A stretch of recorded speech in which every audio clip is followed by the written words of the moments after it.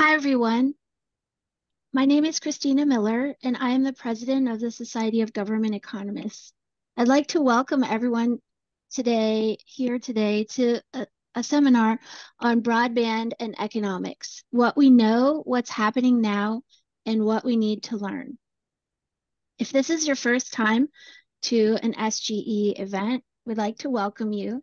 And if you'd like more information about SGE or how to join, please visit our website at sge-econ.org. You can also follow us on X and Facebook to learn about our upcoming SGE events. And our handle is at SGE_econ. SGE's mission is to support the professional development of government economists and economists interested in the economics of public policy. To do that, we have a few key activities. One is our virtual seminars, which we have several coming up. We also sponsor sessions at a number of conferences, and we also host our own annual conference. We offer leadership opportunities within our organization and also host networking and mentoring events. Some of our upcoming virtual seminars, our first one after this is on September 18th, Career Trajectories and Earnings Gap in the Government, Evidence from Research. Then in October, on October 4th, we have Heterogeneity in Remote Work and Flexible Workplace Practices. And then on November 7th, we have another session on labor unions. So please stay tuned for more information. And also, I wanted to put a plug out there for anyone attending the ASSA annual meetings in January in San Francisco. SGE has 7 sponsored sessions, and we'd love to see you.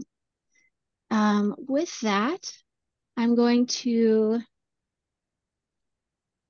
stop sharing and turn it over to Mel. Thank you.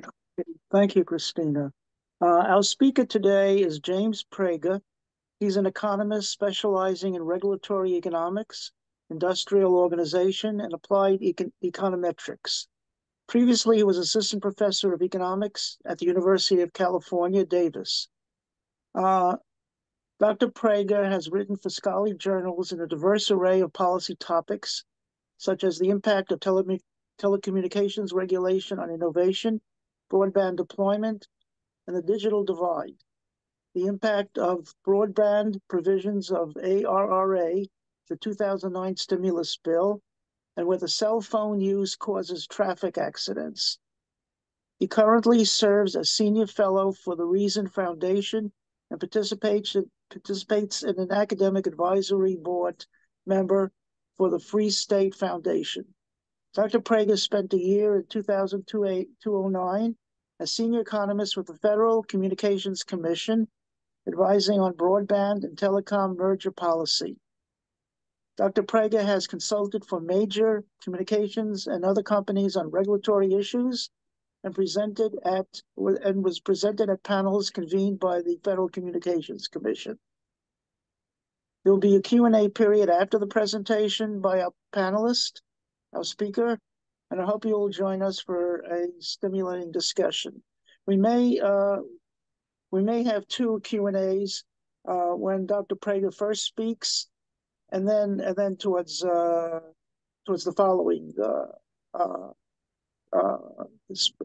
speech. Okay, Dr. Prieger, you're on now. Okay, thank you very much.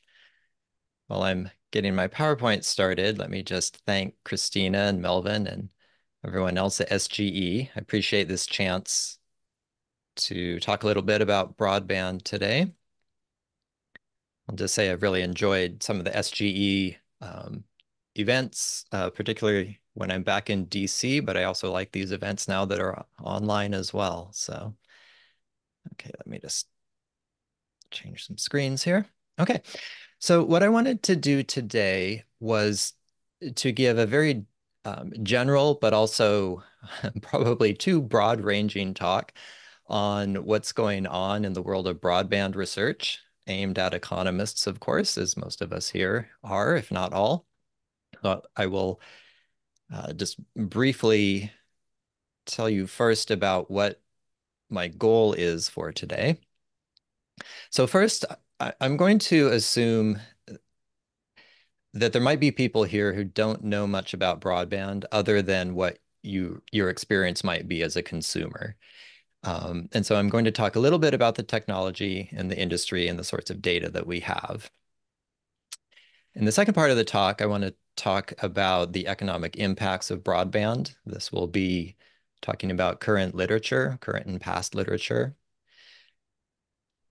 The third part of the talk, we can then get into what are some of these federal and state programs that we have to subsidize broadband demand and supply and other related issues. And then I wanted to close with hopefully, hopefully by that point, you'll be a little excited about the sorts of data and the work that people have been able to do in this area. And if you haven't already done so, I wanted to talk about those data sources and perhaps suggest some topics that you might be interested in, or at least be interested in working with other people. And then, as Melvin mentioned, after part one, after I covered the background, I wanted to pause for questions just to make sure that the stage is well set for everyone. And then we'll also do questions and discussion at the end. So Melvin gave a very nice introduction. Thank you for that. But first, I just wanted to say a bit more about who I am and who I am not. So as most of us here, I am an economist, and that's definitely the lens and the way of thinking that I bring to these questions. I'm also an econometrician, so I am not primarily a theorist, although I do have some theory in some of my papers. But mostly I work with data, and I try to bring top-notch econometric methods to interesting research questions. Now, I used to teach in an econ department at UC Davis. Now at Pepperdine, I'm at our School of Public Policy, which means I have probably even more focus on some of the policy issues that might be of particular interest to this group as well. So that's kind of the world that I live in now. I guess I should also mention a fourth bullet point under who I am. So I'm also a paid consultant at times for industry. So I just want to put that up front. So who am I not? So I'm not a technologist. I know a lot about broadband technology, but not nearly as much as the people in, for example, the engineering division of the Federal Communications Commission do. The FCC, has chief economist, but also has a chief technologist, and those are two different positions, and both are needed. So that's just to say, you might, if you have some really technical questions, no guarantee that I will know all the details of it. I did work for a couple of years before going back to graduate school in the telecom industry, and that actually prompted my interest in this research area. So I do have some of that knowledge. Now, also, I'm not a lawyer. Now, those of you who work in government agencies as economists, I think you know where I'm going with this, right? You're in the minority. When I spent the year with the Federal Communications Commission, and that was at a really interesting time because it was at the transition from the Bush administration to the Obama administration, and I got to be there for about 6 months of both. I very quickly realized, one, that economists are outnumbered, and two, that lawyers who dominate the place, probably just in terms of sheer numbers, think very differently than economists. At least many of them do. And so a lot of the research that we do in this area that we'll talk about today has to do with, well, what should be done, right? We have a normative lens as economists that we bring to questions, and we care a lot about efficiency, and there are good reasons for that. But while an economist might say, how should we structure a program, the lawyer is, or maybe even the politician, is typically thinking about, well, how can we structure the program, right? So I might say in a conversation, we should do it this way. And the lawyer would say, well, we can't because the Supreme Court has said X, Y, or Z. And as an academic economist, I'm like, well, who cares? Change the law. Anyway, and finally, although I do care about these issues very much, there's a lot of advocacy and activism in this area, of course, as with any other area of policy where dollars are at stake. I don't count myself as an advocate for broadband. I think it's very important, as I'll talk about later from the literature. I do not think it's a panacea for all of society's problems, as some people want to, at times, want to paint it as. Okay, so let's get into the broadband first as a network. Okay, so what is broadband? Very roughly speaking, it's just the high-speed way to make use of the internet. It's not the internet itself. Internet, of course, is a network of network. Broadband is how you move data around and access that internet. Now, there's a useful three-part schema that's often good to keep in mind when you're thinking about broadband, particularly when a federal program, for example, is aimed at supply-side issues, because there are very different aspects to the broadband network. And I'd like to use the analogy of the electricity network, right? So with electricity, there's also a three-part schema. There's who generates the electricity, how does it get transmitted to different locations, and then how does the voltage get stepped down distribution so that it can actually be made use of by real people in real homes and locations. So the first part of the internet, you can just think of, is sometimes or often called the backbone, the internet backbone. Little regulatory economics kind of has a funny history. So we still use these words that came from trucking and probably before that, even from horse-drawn wagon days. So we still talk about long haul as if there's, some Clydesdale slogging up a hill with a heavy load. But long haul connectivity just means, this is what Al Gore referred to back in the day when he talked about the superhighway, the information superhighway. These are the very, very high speed, high capacity lines that cross the globe, really, but certainly cross the country. Who owns and operates these networks? Well, many companies you've heard of, AT&T, Verizon, and so forth. Those are the so-called tier one internet service providers, but also some companies that you might not have heard of unless you work in this area. So companies with names like Level 3 are in the business of providing this backbone internet service. The next part of the network, getting closer to the end user, we can call them middle mile networks. And these are networks that connect, they stand between the user and the backbone. So if I am in a home, for example, let's say somewhere in Nevada, not very urban area, I might have some high capacity fiber line or set of lines running past my home as part of the backbone. But that does me absolutely no good. It does me no more good than living under a high capacity transmission electrical wire does, right? I can't access this, I can't use it. So how do I get access to that? Well, your local ISP, the one that you probably pay your monthly check to, operates a middle mile network. And so that's going to be the local infrastructure in an area. And these providers will have regional networks and certainly local as well. And then the all-important last mile. So it's either the last mile, sometimes it's called the first mile. It just depends on your point of view, which end you're starting from. But the last mile is it's the connection from the ISP, or at least the first ISP that you connect with, to your actual premises, okay, whether you're a business or a location. And so this is the part where a lot of the attention is paid because this infrastructure in some parts of the country has been lacking in the past. Okay, so there are different ways to slice and dice broadband. It's not a homogeneous good service. So the main types, there's many different distinctions that one can make. Often one of the most useful ones is just, well, are we talking about fixed broadband access, fixed broadband service, or are we talking about mobile?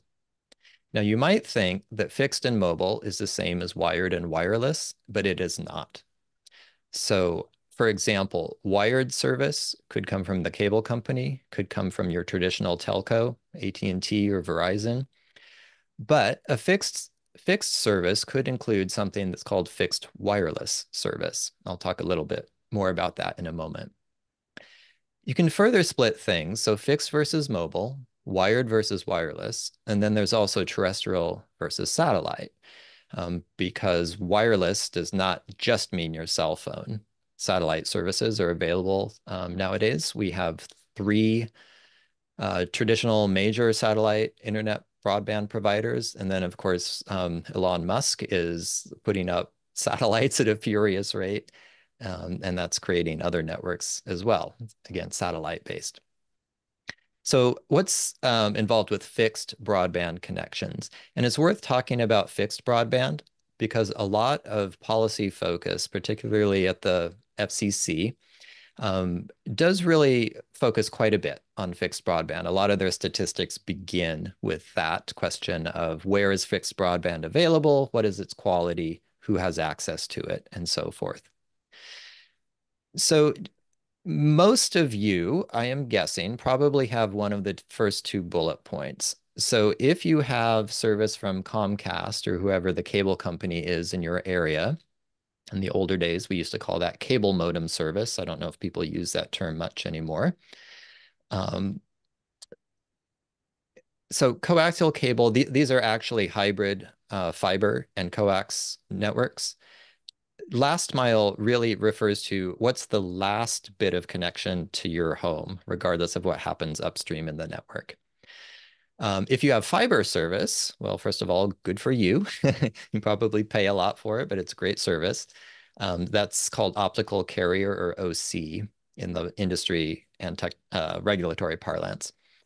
Now, some of us, myself included, actually, I'm talking to you today from what is officially classed as DSL service, digital subscriber line. This is technology that goes back to the late 90s, but is still, well, for example, in my area. So I teach at Pepperdine, which is in Malibu. I'm actually right now speaking from my home, about 30 minutes away in a bedroom community. I could not get fiber if I wanted it at this location. I could get cable, but I still have DSL. Fixed wireless is in mainly rural areas. So you're probably less familiar with this unless you have some of the there are some new services provided in dense urban locations that are actually 5G fixed wireless that offer blazingly fast speeds. But fixed wireless is, at least traditionally, has been more of a rural solution where the terrain is difficult. And then there are satellites in geosynchronous orbit over the US. So as long as you have a clear view of the southern sky from your home, you have broadband access. Despite what people might tell you, I can't get broadband at my home. It's like, yeah, you can. You just don't want to pay the price to get satellite or you don't like that service. Okay, and then mobile broadband, so fixed versus mobile. Mobile broadband is pretty much exclusively just people using their smartphone.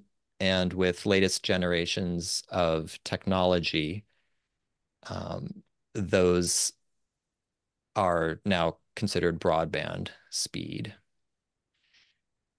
So what are people using? So the latest high-speed internet access report from the Federal Communications Commission. This is a series that goes back about 20 years now. Excellent data provided over the years. I'll talk more about the data from which these statistics come a little later on in the talk.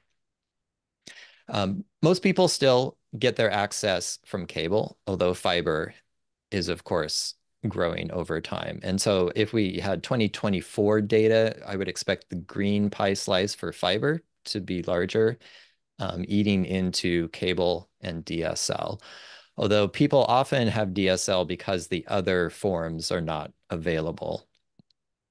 But still, about 1 out of 8 people, at least in 2022, had service from DSL.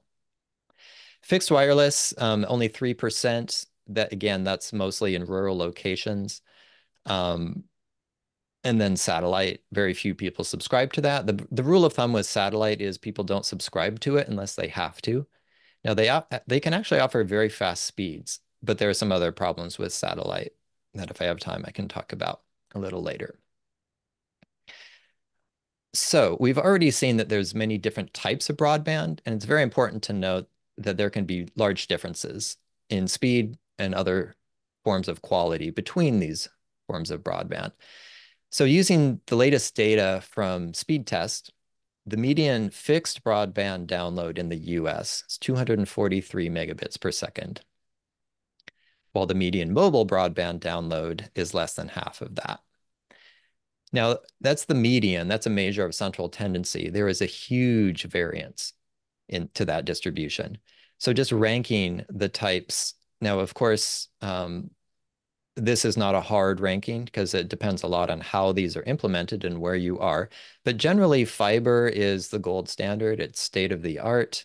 It's going to offer gigabit service, or you can even get 10 gigabit service in some places now. Of course, if you're a business, you can get pretty much as you want. There are different landscape for businesses.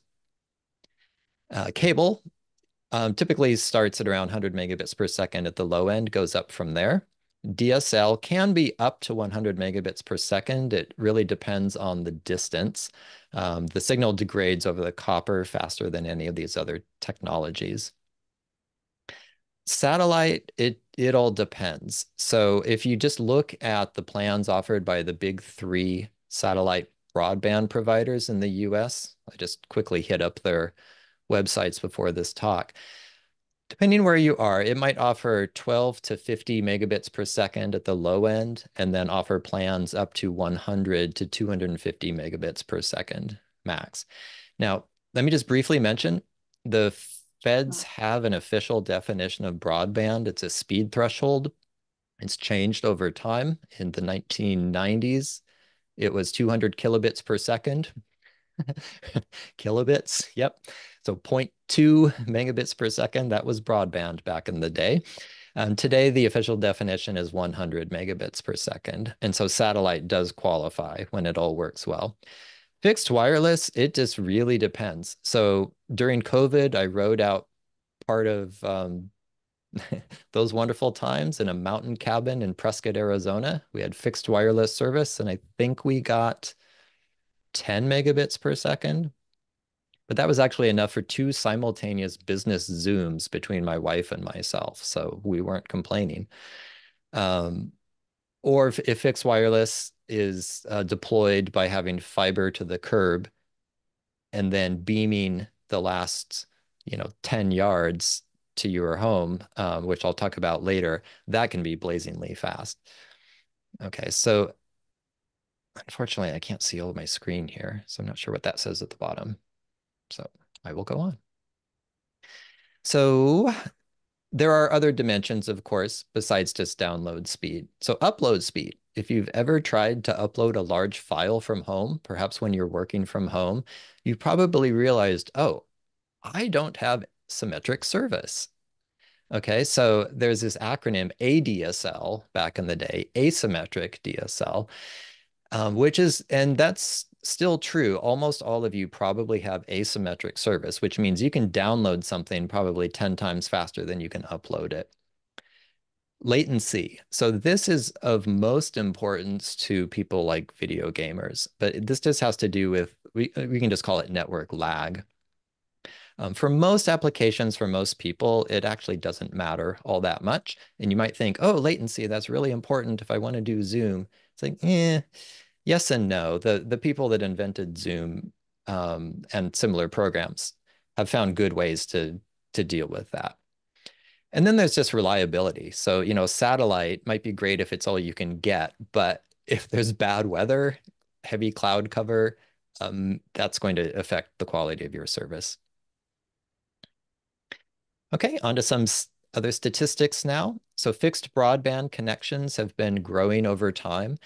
Now, if you know the theory of diffusion of anything, right, the economics of diffusion, you'll recognize this curve. This looks like a logistic growth curve, right? So you see very strong exponential growth at the beginning, and then the growth rate tapers off as you start to reach more market saturation.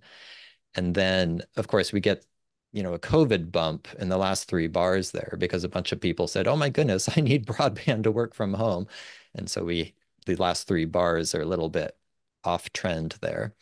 If you can't see the numbers on the left, we are sitting at over 125 million fixed broadband connections for the nation.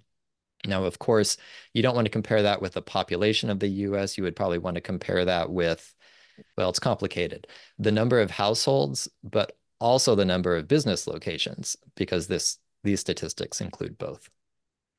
And I don't have mobile on here, but today there are over twice as many mobile broadband connections as wired. That might surprise you because you say, well, I only have one cell phone. True, but there are a lot of devices out there. We live in an Internet of Things era.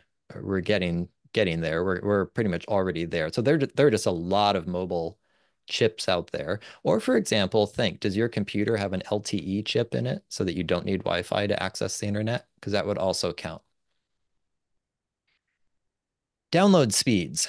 So as I mentioned, the current definition of broadband is 100 megabits per second. And that would pertain to everything in the green and the dark orange. Okay, so most of what people use is broadband per the FCC's definition. But note, for example, in the purple, 25 to 100 megabits per second, this is perfectly fine service for most people most of the time. It kind of drives me crazy the way the so-called official definition of broadband keeps getting ratcheted up, especially after my experience on fixed wireless up in the mountains, getting 10 megabits per second and essentially having no problems with it.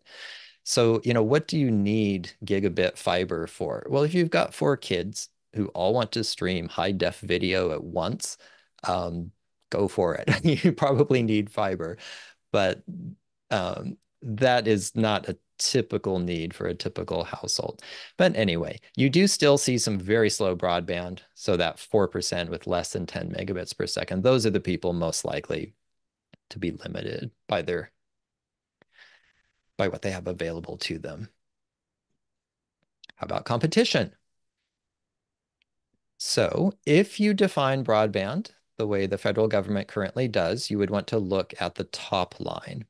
So for providers offering service of greater than 100 megabits per second, and this excludes satellite, by the way, then you have competition or options for 3 or more providers only for that top bit, the less than 20%.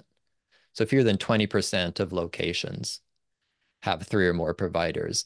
The median is very close between 1 and 2. So the median would actually be 2 providers. And that makes sense, right? So it's going to be the cable company and the legacy phone company, right? So if you're back in DC, I suppose, if I remember correctly, that would be like Comcast and Verizon. But in many places, there's only one provider. That's the orange, right? So if you're sitting over at an antitrust agency and you want to think in terms of HHI, we have shockingly high HHIs. So it all depends on how you define the market, right?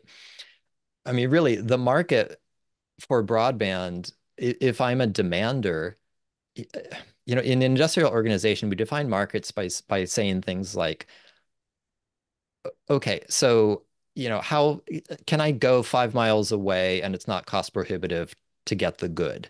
Well, if so, then we'd say that that's in the same market.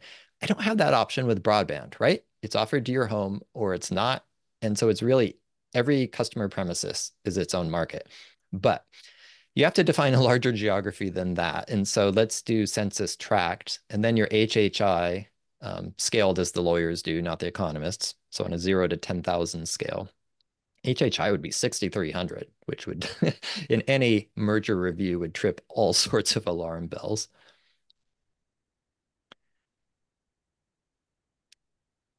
Okay, this map here shows the proportion of unserved addresses in census tracts at the lower level of 25 megabits per second.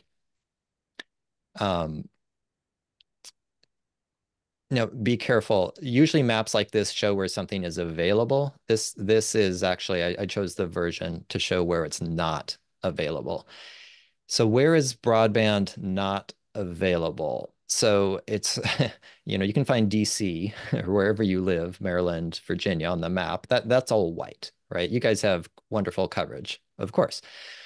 So where is it not available? It's not available in rural areas for the most part. And so that's what we're seeing here. So a lot of in the western areas, that's where you're seeing less availability. Now, it looks like there's a lot of blue on the map, which looks like a lot of unserved areas. But here's the thing, this is not population weighted. If you look at where people actually live, coverage is excellent in this country.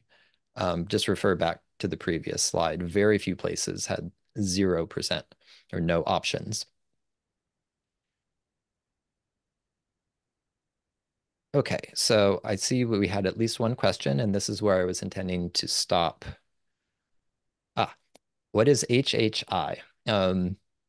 So in antitrust economics and law, HHI is a measure of market concentration. And it's computed with kind of a funny formula. It's kind of an entropy measure. It's the market shares of all the companies in the market squared and then add them up. And so to an academic economist, it ranges between 0 and 1 because you're measuring percentages in terms of fractions in decimal. So here's the way. A monopolized market has an HHI of 1. A perfectly competitive market with atomistic firms has an HHI near 0. And so the larger the HHI, the more concentrated the market. Now, lawyers, I used to joke at the FCC that they didn't understand how decimal works or percentages. And so HHI to a lawyer, they say, oh, 50%, that's the number 50, not the number 0.5. So on a 0 to 10,000 scale is the way a lot of the antitrust merger guidelines are written, for example. And then Melvin, you had a question as well? Yes, I have Verizon and a router, and I get Wi-Fi.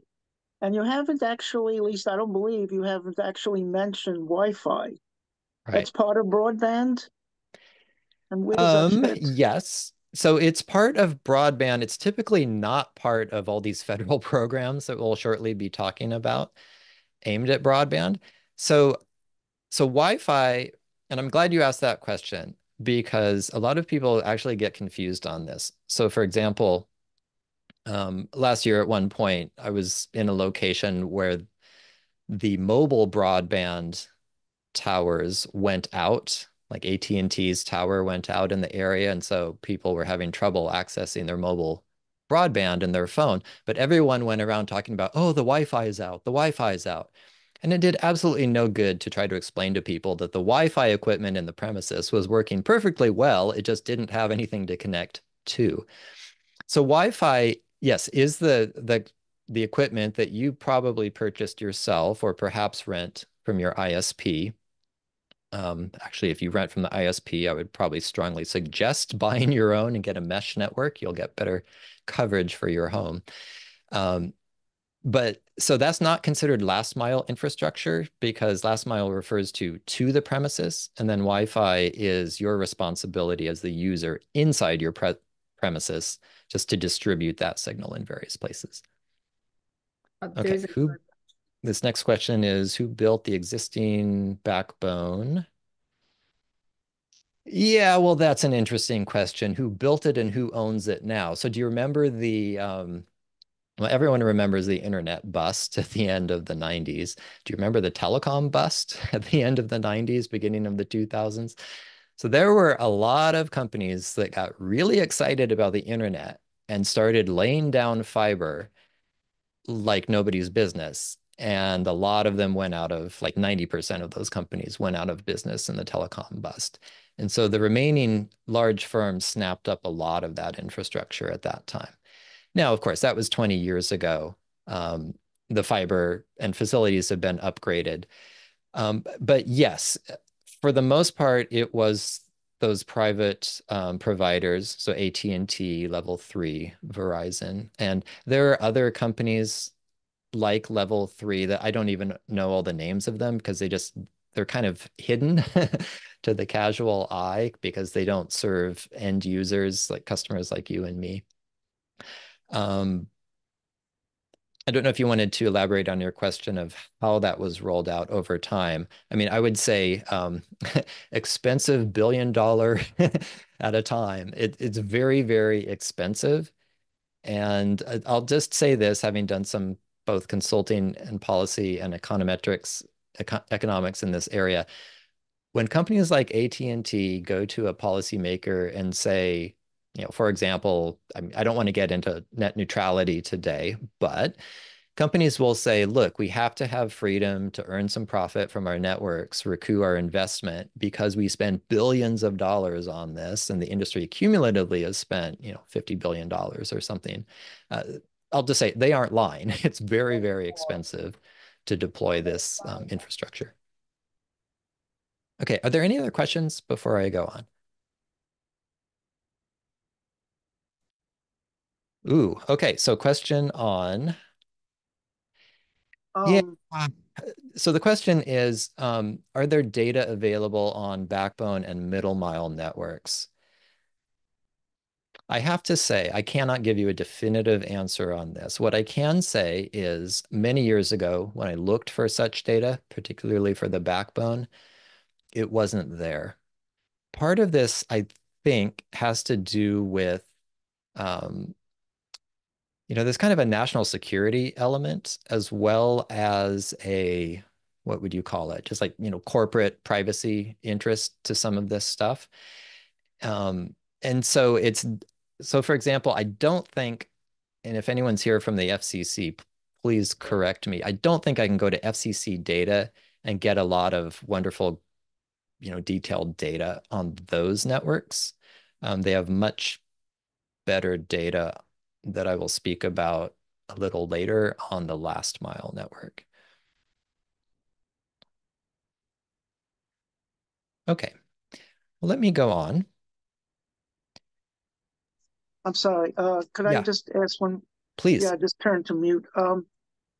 With with Wi-Fi, if I'm in the Philippines or in the Czech Republic or even any other country, usually Wi-Fi is available if you know the code Right, number, password. password. Yeah. So it is available in different countries if you have the password. Hmm. That's correct?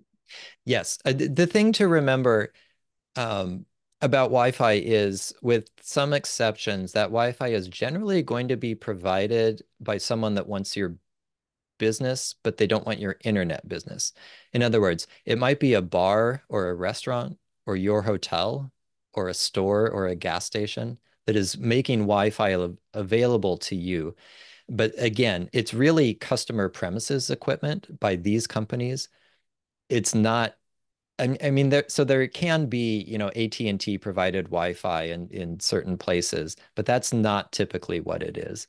Yes, but it is remarkably convenient, so that you don't have to, for example, buy a mobile phone or a chip that will work in Italy, for example. As long as you can make do with Wi-Fi, that will work. And they're different. Is the speed the same, about 100 megs per So, second, or it varies in Wi-Fi? okay, so think about, again, it's a network, right? So you have to think of what's the rate controlling step in this whole long series of networks. It's probably not going to be the Wi-Fi in your home. Your Wi-Fi equipment in your home can probably handle higher speeds than than you pay your ISP for. So for example, I'm sitting here at home, I've got 25 megabits per second service, which by the way has never been a problem, even though the FCC says I don't have broadband. Um, but my premises equipment for my Wi-Fi can handle like 10 times that. So it's not the rate controlling step. Now, if you're in a congested hotel and 500 guests are trying to hit up the crappy hotel Wi-Fi all at the same time, then the Wi-Fi probably will be the limiting issue. Okay. I'm going to go on, just for the sake of time here, to talk a little bit, and I will go a bit quickly over this. I'm going to make my slides available to anyone who wants them at the end, but I just wanted to talk about some of what we know, and a lot of it, I think, is just common sense. So first of all, why should broadband affect economic growth of a region or a nation? Well, it's a general purpose technology. Okay, so this term was originally applied to things like steam engines and combustion engines, electricity, railroads, computers more recently. Tim Bresnahan and some co-authors applied this to information and communications technology and broadband. So what's a GPT? It's widely used, it's capable of technical improvement over time, and importantly, it enables innovation in many different sectors of the economy. And 2 and 3 feed back and forth on each other. The more applications there are, the more technical improvement there will be, and vice versa. And so those are the innovational complementarities. So you can think of broadband as helping firms do what they already do, but do it better, faster, cheaper. But they can also enable firms to do entirely new things. And so it's not surprising, and here I think I won't go into all the details of that I have here on this slide, but you can find many good quality studies from a macro perspective. Typically, these studies will take the approach of a national production function. So if any of you did macro, either currently or back in the day, you're familiar with this. Many a macro growth study starts with some version of a national production function. You stick capital and labor into that and whatever else you want, you can put broadband infrastructure into that. There are better and worse ways to do that, but there's a pretty robust finding that broadband matters.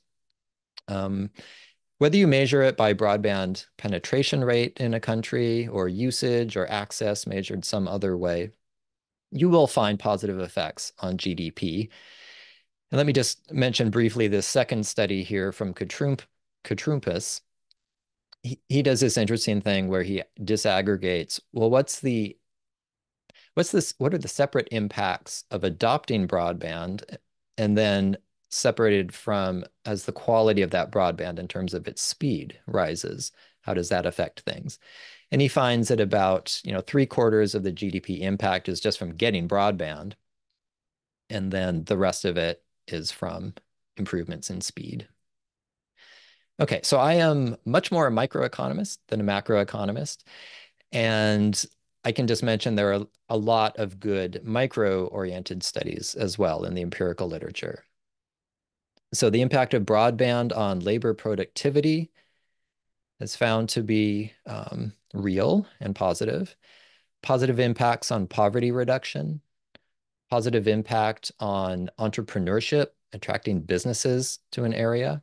Now, some of these studies will be at a national level, but many of them use regional data. Certainly the work that I've done mentioned here that I'll talk a little bit more about in a moment. Employment, well, at least some people have found that better broadband in an area increases employment and lowers unemployment. However, not always true with employment. So just think about it for a moment. If you are a firm, an employing firm, and now you have high quality broadband in your area, well, yeah, so maybe that makes your workers more productive and you pay them more, but maybe it means that you don't pay someone locally at all, right? You can outsource to India. You can outsource to other parts of the world, and the cost of doing so has just dropped a lot. So theoretically, it's not clear that broadband should be wonderful for employment and wages. And so it's not surprising that there are some studies that find countervailing effects there. Depends on the context and the type of employment. So, and then there's this other question of, well, what actually matters? So there was a really good study a number of years ago by Brian Whitaker, Sharon Strover, and co-author, who looked in terms of rural development. So what is it that matters? So when people actually use broadband, well, then it can be linked to income growth, decreases in unemployment, increased number of firms, total employment rising. But just looking at broadband availability by itself, this is kind of the, if you build it, will all these good things happen? It's like, well, not necessarily, they found. You have to actually be using it. And that has implications for federal policy. I'd say 95% of our federal effort and tax dollars go towards just pushing infrastructure out there, but maybe we need to teach people how to use it or address other barriers to adoption. If I have time at the end, I'll come back to that. I wanted to talk a little bit about a recent paper of mine that gets at the point that to date we've talked about complementarities, so that broadband can work with other inputs like labor and capital, make them more efficient, be good for the economy. Broadband can also substitute for certain resources that otherwise might be scarce. Now, certainly we saw this during COVID when we were all working remotely. A business can be less dependent on a local labor force or intellectual infrastructure, like smart people in the area. Well, maybe they don't need to be in the area anymore. If you're starting up a new firm, you can tap them from afar. And so I wanted to just spend a couple of moments on this paper that was published recently in Journal of Business and Economics that looked at, particularly for entrepreneurship and minority areas, what's the role of broadband availability in reducing some of the barriers that an entrepreneur might face in financing? So of course, access to financing is typically listed as the #1 difficulty with starting a new business. And there's a large, now I'm not, I don't have a lot of research looking at the banking industry. This was my foray into that work, but I did learn that there was a lot of literature and data showing that in minority areas, they have fewer bank branches, and that can have implications for starting businesses in those areas. So just let me briefly describe what I did in this paper. The dependent variable was the number of business establishment births. I had observations by industry, by county, by year. And so an observation was an industry, county, year triple. Had data from 2009 forward, 500,000 observations. And the data covered all the counties in the US. And then I focused on those with more than 30% Black or Hispanic residents. Since part of what I want to do is encourage you to use broadband data in your work and research, let me just mention something that you immediately run into doing panel data or time series like this. There is no consistent measure of broadband availability in the US for the whole time span. So the FCC has made data available since the end of the previous century. Those data were at the zip code level and counted the number of providers. From 2009 to 10 in this paper, I'm using data at the census tract level. And then a little later, things switch to the census block, whether from NTIA or FCC. And those census block data are still available today, although there's even something beyond that that's available as well. Okay, so if you just plot the time series, immediately you can see, whoa, things are really different in different time periods. And so, of course, you have to deal with that with your empirical methods. I'm going to jump forward here. This slide just establishes that in minority areas, there are fewer bank branches and there's less competition, again, measured by HHI. I'm not sure I ever, in the answer to the previous question, said what HHI was. So it's Herfindahl-Hirschman index, or maybe it's the Hirschman-Herfindahl index.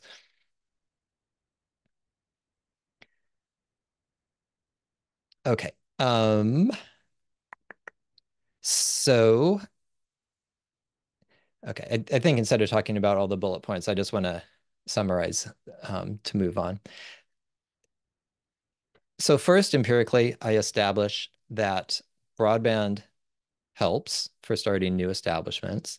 Second, I show that local banking availability and competition matters for starting new businesses. which means that the lack of such resources would be barriers in minority areas. But then I show that broadband, availability of broadband lowers those barriers caused by the lack of banks and lack of competition in banks. Okay, so setting the econometric details of how I did that aside, let's just think of why that might be true. So just at the bottom of this slide here. So broadband is going to facilitate online banking. And to do online banking, that bank does not need to be in your neighborhood. So there can be more competition from out of area business lending banks. But also, even more innovative than that, you can just jump directly to fintech. You don't need to get financing from a bank. So you could go to a peer-to-peer lending solution or some commercial merchant finance offered by Amazon, for example, if you have a business account, and other things as well. And so I think that's just an interesting example of how broadband can substitute for things that otherwise would be local bottlenecking resources. Okay, so let's move on to the next part. And I'm going to hold off on the question. I see that there are some questions noted. I'm going to hold off until the end to manage our time. So we have, for a long time, had many policies in this country aimed at broadband, either the supply side or the demand side. So there is something called the Universal Service Fund that has been around ever since the Telecommunications Act of 1996. The point of the USF, Universal Service Fund, was to stop hiding all these subsidies in the cross-subsidy regulated prices of the old AT&T system, right? You might, if you're older than I am, well, let's put it this way, as old as I am or older, you might remember in the old days, business telecom rates were really expensive. Residential rates were cheap. Long distance was really expensive. Local calling was super cheap. That didn't have to do with technology or demand. That had to do with cross subsidies. So the USF got rid of all that and just said, we're just going to have an explicit funding mechanism. And importantly for this talk, broadband was added to the Universal Service Fund as a supported service in 2011. So there are 4 different programs involved in the USF. The main ones would be the Connect America Fund, the CAF. This used to be called the High Cost Fund, and this subsidizes the carriers, the ISPs, to deploy broadband infrastructure. And more than half of the money, more than half of the over $8 billion for this year goes towards that. Schools and libraries get the next biggest chunk. That's the so-called E-rate, where they can get discounted services. And then the third component is Lifeline. These are consumer subsidies to low-income consumers. And these are funded by so-called contributions from telecommunications firms. And that's a problem. Okay, so the revenue need is growing over time, but the tax base is shrinking. So they're only allowed right now to get revenue essentially from providers of voice communications. So that's telephone and VoIP and mobile phone. And the problem is that revenue has been shrinking in the internet age. So that if you think of what tax rate is necessary to support these billions and billions of dollars, that fraction is being hit both in the numerator increasing and the denominator shrinking. And so the contribution factor, which was only about 7.5% in 2001, today, well, that's this line that's going up and up and up and up and up. It's 35% today. So there's a lot of current policy discussion about how to reform that. And of course, the economist would say, expand the tax base, right? We know from public economics, for efficient taxation, you want as broad as possible a tax base. And so how could we do that? We can talk about that at the end if we have time. I'm going to pause here for a moment. Melvin and or Christina, at what point would you like me to stop for our questions and discussion? Because I can be flexible here.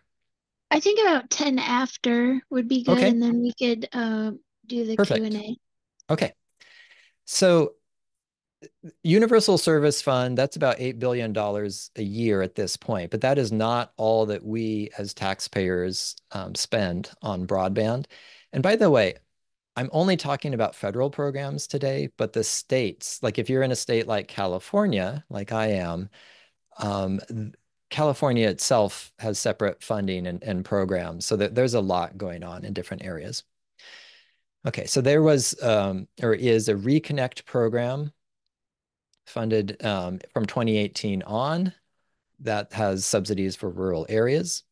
There's broadband infrastructure programs aimed at Native American tribal areas.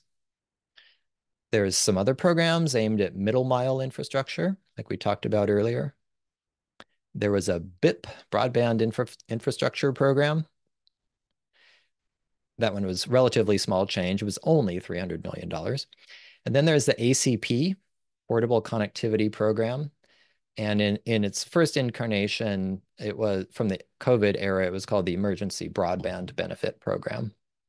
Now, this came out of the Infrastructure Jobs Act, Investment in Infrastructure and Jobs Act during COVID, during the Biden administration. So this offered a $30 demand side subsidy directly to consumers. And this is it's hard to say. I'm tempted to say this program is ending, but who knows? So officially, I believe it's ended. I don't think at this point, I think the money has run out, so you could not sign up as a consumer for it at the point of today. But the Senate just on like August 1st or something voted to fund an additional $7 billion to keep it running at least through the end of the year. So who knows? It's very hard to kill any program in DC, right? And then there's BEAD, Broadband Equity Access and Deployment Program. I'll talk more about this one because this is a large chunk of money. This is over $40 billion. And again, these are supply side subsidies. Now, the final bullet point there is a bit tongue in cheek, but do you notice a common theme of where most of this money is going? Right. So just think of old Chicago school interest group theory. You know, who's going to negotiate most effectively to get their way? It's going to be the group that is highly motivated, has a cohesive messaging strategy, and coordination costs are low, and has a large amount of skin in the game per player. Well, we just described industry. And we just described the opposite of the average consumer in the United States. So I mean, regardless of whether this is the right way to spend all this money, that's a separate question. I think just political economy tells us why most of this money is going to the supply side instead of the demand side. Okay, a little bit more on BEAD. So this is run, interestingly, by NTIA, not the FCC. Again, there's politics here, right? NTIA is an executive agency branch. FCC has a bit more independence, a little less under the thumb of, and properly so for what they do. But anyway, NTIA is running BEAD. The states apply for money, well, have applied at this point and were awarded large amounts of money. The priorities under this program, fiber to the end user at all costs whenever possible. Second priority would be to serve unserved areas, but unserved, you have to put that in quotation marks, right? So unserved means you don't have 25 megabits per second. So by any honest use of the English language, we would say underserved. But underserved in this program's parlance means lacking 100 megabit per second service. So I am coming at you today from an underserved area. Just think about that for a moment. And then another goal is to improve the affordability of broadband. Now, requirements of projects to get funded here, you have to offer at least 100 megabit service. You can't have any data caps. Okay, so now they're telling them how to run their networks. And you have to offer a, quote, low-cost option. Okay, so what issues might an economist have with BEAD, or at least be interested in looking into how it works? Well, first of all, we have a long tradition of not regulating prices in broadband, and that was explicit back in the Telecom Act of 96. We wanted industry to just have at it and let this market develop. And by and large, I'd say that's worked. Um, but this low-cost option now is interesting. So the NTIA has approved some states' plans where their low-cost option is requiring these providers to offer essentially free broadband to qualifying households. Very interesting. Let's see how that works out. Will they really have incentive to continue to invest in such networks if they can't earn revenue on them? We will see. This plan is not technologically neutral. It assumes that fiber is almost always the best solution, which I will just say is almost certainly false. There will be many rural areas because here's the thing. There's a limited amount of money and we're not getting another tranche of $42 billion anytime soon. So you want that money to go as far as possible. And in certain rural areas, you might want to do fixed wireless. That might be more cost effective in some places. Now, there is some scope for states to award money to do that, but it's very heavily slanted towards fiber. So it's like saying, there's some people out there that don't have cars. We need to buy them cars. Let's buy them all a really, really, really good car. Yeah, you can do that, but then the money doesn't go as far. Finally, there's a lot of stuff that I can't get into, things like reverse auctions for allocating funding in broadband. So that the FCC has done this with great success, I would argue. The states can kind of allocate funding on beauty contest if they want. And that there's some potential for inefficiency there, but it's also potential for those of us in and outside of government, but certainly within economics, to see how it worked out. So I've got 4 minutes left. Let me just close with some information on data and topics. So I'll go quickly over data. This is material that you can peruse later if you wish, if you ask for the slides. So as I mentioned, the Federal Communications Commission does have data on broadband availability. They started making this available in 1999. I don't know for a fact that the first decade of data is still available on their website, but if you want it, a lot of us researchers have it, so I could get it to you. Those data are easily available down to the census block. Now, there's something even newer than that called the Broadband Fabric, which is really cool. It's basically, it's a map of every point on the US map that could be a potential broadband customer. And you can link that to broadband provider shape files of their coverage areas, which are submitted to the FCC. To essentially, you're not limited to any census geography anymore. Anything you can do in a GIS program, you can just have at it now. So next, so this is, for example, is what some visualization from the FCC's National Broadband Map looks like. This is on the FCC's website. I chose DC area, but as you can see, this is entirely uninteresting because all it shows is that any place that isn't water, you have between 80 and 100% good broadband coverage. Well, you kind of already knew that. That would be more interesting in rural areas. On the demand side, so let's say you are interested in the determinants of household adoption of broadband or with and without usage of computers. So you can go to the current population survey. One of their supplements is computer and internet use, although their last one is getting a little bit long in the tooth now. It's from 2021. American Community Survey asks this regularly. Do you have access to the internet from home? Yes, no. And if so, how? Mobile or cellular, fixed broadband, satellite. So they still ask about dial-up service, believe it or not. Some small percentage of people say that they essentially still use CompuServe, I guess. I don't know. They have dial-up. And internationally, there are other data sets available. Just quickly, I see a question from John Pender on the FCC broadband map data. Okay, so you caught me out there. I have not actually used those data yet, so I don't know. I think if you go to CostQuest, which is the vendor that provided the broadband fabric, there is a procedure as a researcher to apply for access. And so I think the answer is yes with hoops.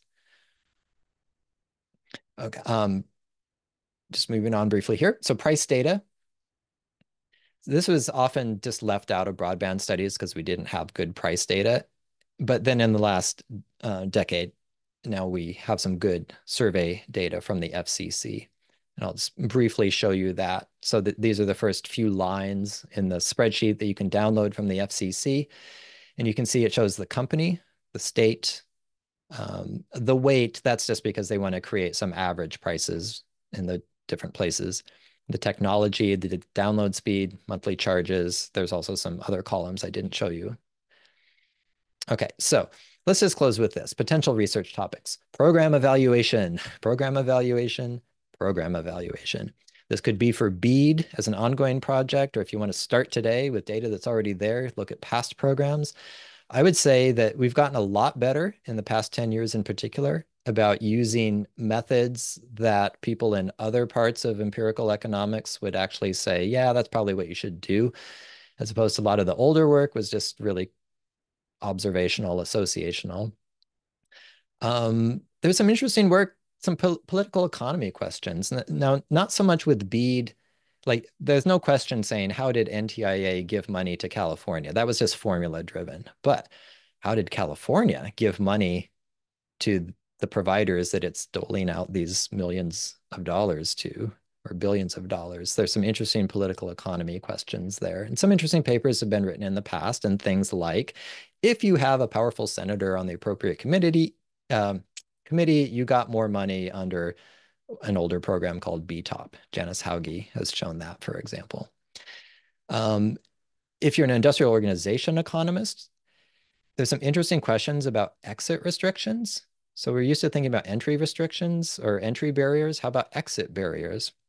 So there is something called the color, the carrier of last resort, which in California, AT&T is, and that means that they are not allowed to stop offering copper grade voice service to my home, even though I'll bet you almost no one in my neighborhood subscribes to it. So there are some issues there.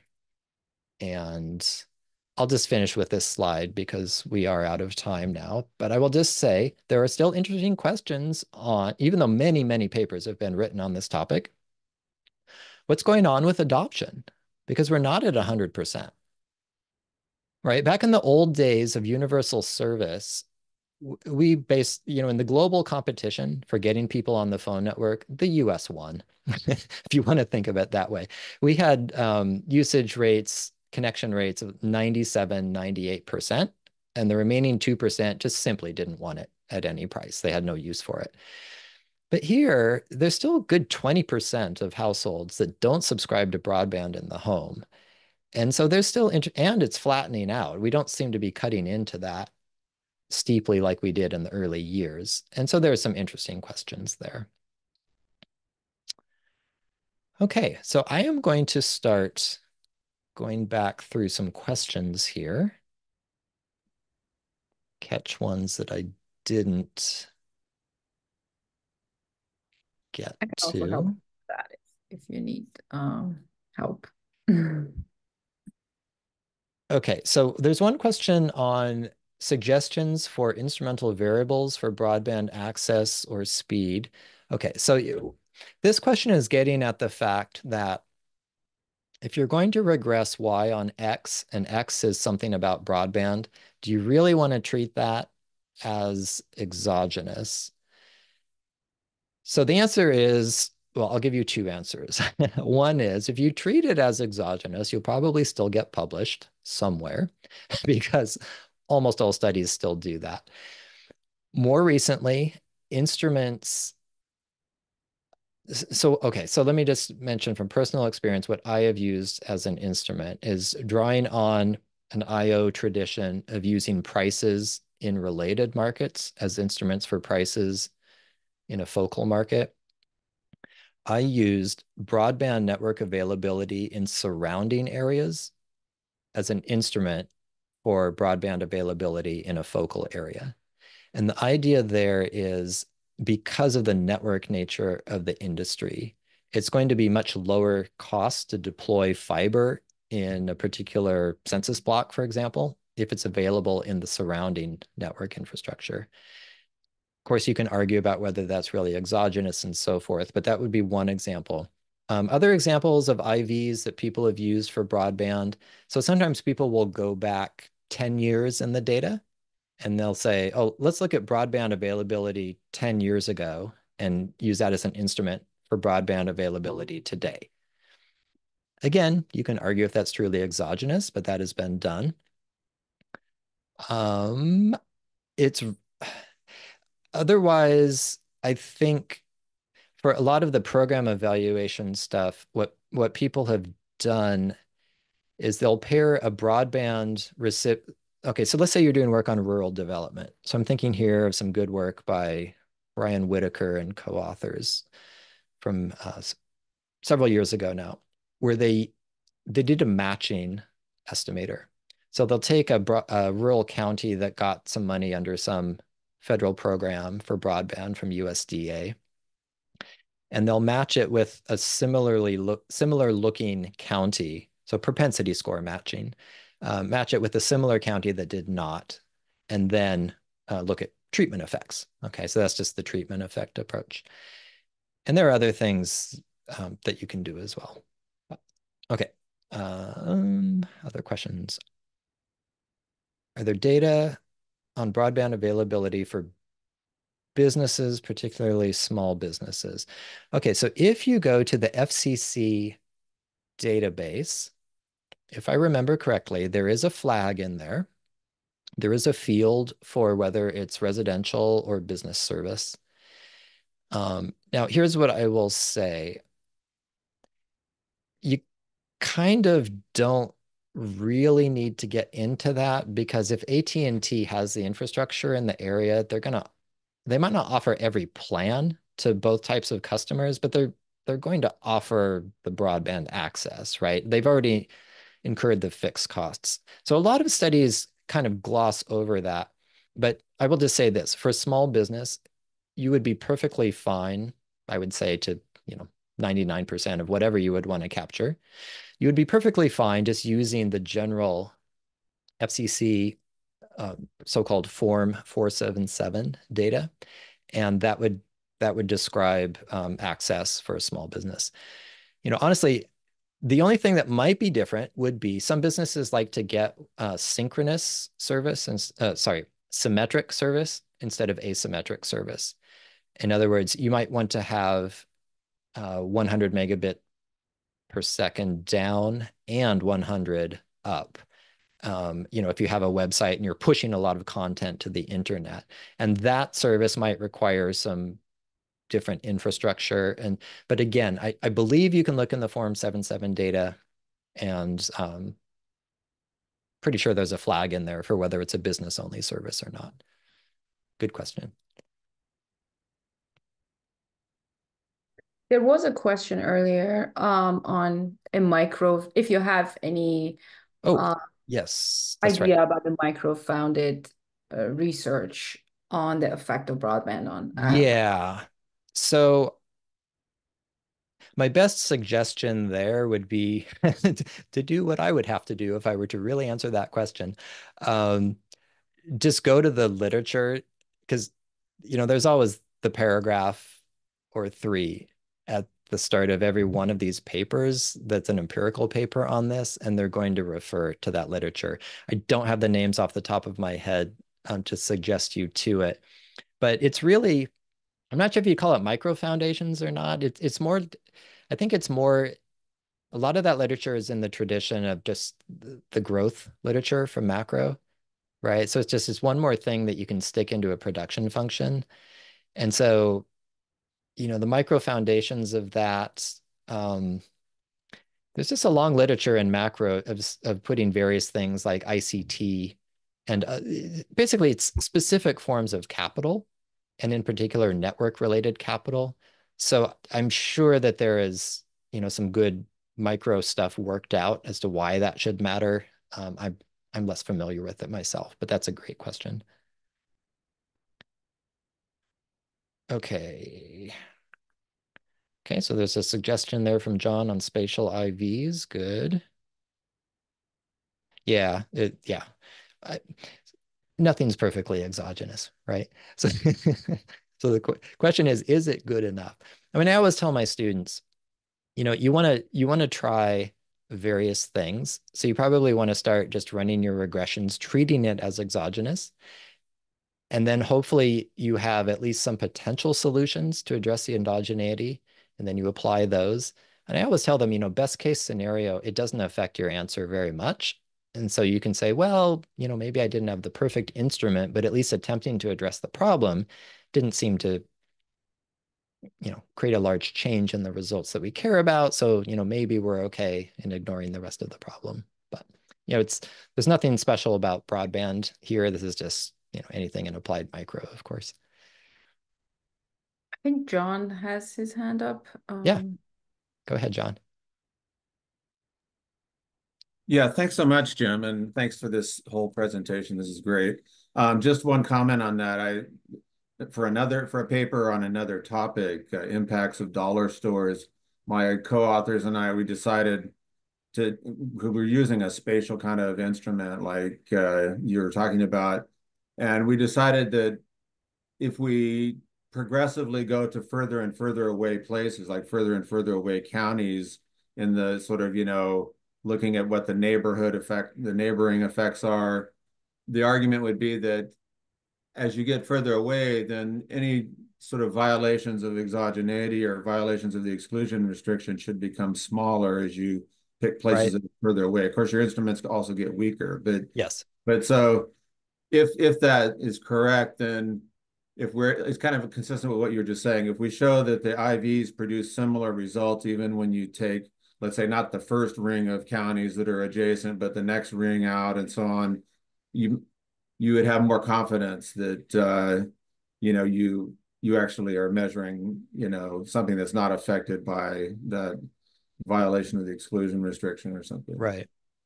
In one way, I might explain that to someone who wasn't an econometrician, or even someone who was. So in the medical literature, quite often they have difficulty assessing whether something causally affects, some health condition. For decades, we couldn't prove that smoking caused cancer because they hadn't isolated the mechanism yet. So the industry could say, oh, it doesn't, it's just associational. But in the medical literature, a strong signal for them that something is probably causal is if there's what they call a dose response function. In other words, the larger the dose, the bigger the outcome. Well, that's a sign that there's something truly causal going on. And so that's kind of what you're describing, right? Your dose would be propinquity to the focal area of these other outline data. And if you observe that effects get stronger as you move in, I mean, that's a strong signal that something is actually there. Although, I mean, the counter to that would be that if there are other kinds of spillover effects that are causing the instrument not to be exogenous, then those spillover effects are also going to be stronger closer by. Yeah. Yeah, I suppose that would probably have more to do with the strength of the instrument than its exogeneity. That's right. Yeah. Well, if we have 2 more minutes, do you guys want to stick around just for one final set of pictures here? Because I do want to mention that if you enjoy data, you can have a lot of fun with these data, and I certainly did. And so just, quick anecdote here. When I was back in the early 2000s, new professor casting about for research topics. Those were the days before I had far too much to do, stacked up research. There was a company called Ameritech. It's now part of AT&T after several mergers. But just poking around the internet, I ran across this wonderful data set that was just hundreds of pages of zip codes. And each zip code there, which was a zip plus 4, so these are the 9-digit zip codes, which are very geographically precise. They were the zip codes where this telecom company had deployed DSL. I mean, these are great data. And it not only had the locations, but it also said when that location had been deployed. And so I was able to get several papers out of that and some very early studies in this literature of broadband supply and demand. This is kind of the intersection of being interested in data and also being interested in GIS. Okay, so I took those zip+4s and plotted them on a map to see what was going on. Now, a picture tells 1,000 words, right? Okay, so these little petri dish clusters here, what are you looking at there? Well, there's a distance limitation with DSL, and at the time it was a pretty hard and fast limit of about 1.5 or 2 miles. I forget exactly what it was. And so at the center of each one of these little clusters was the serving office, the so-called central office of Ameritech. This is where all the local phone calls come into, and that's the same infrastructure that DSL was deployed over. Now I'm just going to click through these slides, and we're looking here at a history of the diffusion of broadband by the incumbent telecom in the late 90s in the Chicago area here. And all of this just came from hundreds of pages of zip+4s. And so you can see I was able to retroactively create a panel data set on deployment. And so I could study, for example, well, what types of areas did they push it out to first? What types of people lived there? Some people were claiming about broadband redlining at the time, as if the companies were, maliciously withholding it from Black neighborhoods or something like that. And so I was able to explore that issue and then could look at the demand side. So what are the demand characteristics of these areas?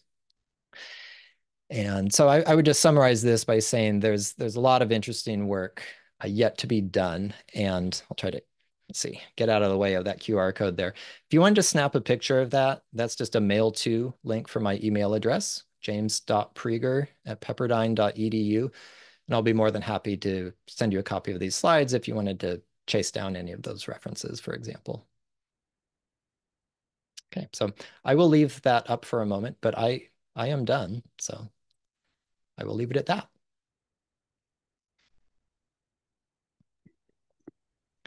Okay. Thank you so much, Jim. This was a fantastic presentation. Let's see. Yeah, thanks, Jim. That was really awesome. You're welcome. I can't figure out how to stop the share.